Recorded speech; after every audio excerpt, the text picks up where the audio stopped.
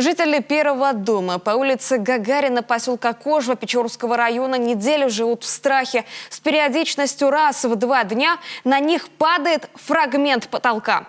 Разбухшую от сырости дверь в одну из квартир не могут открыть вовсе. Жители опасаются, что именно на ней держится оставшаяся часть крыши. Помимо проблем над головой в доме есть и другая – под ногами. На протяжении 3 лет с подачи отопления дом отправляется в свободное плавание и парит. В жилищных аномалиях разбиралась Наталья Юрина. Это весь потолок. Какой стоит дым, испарение. Все стены вон. Все проваливаются. Это видео за 2 дня облетело паблики коми-сегмента Рунета. В кадре подъезд жилого дома, первого по улице Гагарина в Кожве. В сети пользователи жителей поддержали. Дотянули до такого, что потолок рухнул. Ужас какой. Бедные люди, которые там живут. Да, этот дом самый плохой в поселке. Бедные люди, которые там живут, и им некуда переселиться. Он действительно аварийный. А так, все двухэтажки почти где есть, точнее, были ямы выгребные давным-давно. Все плавает просто под полами у людей. Это вообще ужас, если честно. А администрация разводит руками. Раздали деньги и квартиры людям за дома, которые не в таком ужасном состоянии были, как дома, которые остались. Необходима срочная эвакуация жильцов.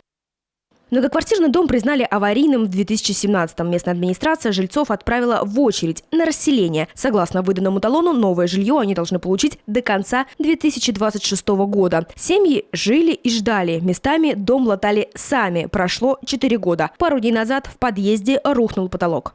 Первая часть потолка упала 5 числа, и вторая часть упала 6 числа. Что-то еще упало в ночь с 6 на 7, но мы так понимаем, что это вот в той квартире, куда не можем зайти, потому что хозяйка уехала к сестре. Ключи у нас есть, мы пытались открыть, но мы замок открываем, но так как дверь от сырости расперла, мы ее просто не можем открыть. Если мы откроем, то мы обратно ее не закроем. И есть угроза, что потолок этот при открытии просто упадет. Обвалившийся потолок как следствие. Причина, по мнению жильцов, под ногами. У дома, с одной стороны, фундамента нет. С наступлением холодов и подачей тепла по 3-летней традиции случается коллапс. Вода начинает течь под дом. Строение стоит на одной большой луже.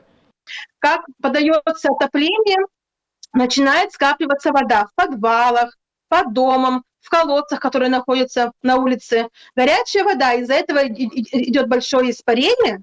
И устранить эту аварию не могут по какой-то причине. То говорили, что это грунтовые воды. Теперь говорят, что это не просто вода, а фекалия с выгребной ямы. Но хотя на улице везде видно, что везде на улице стоит вода.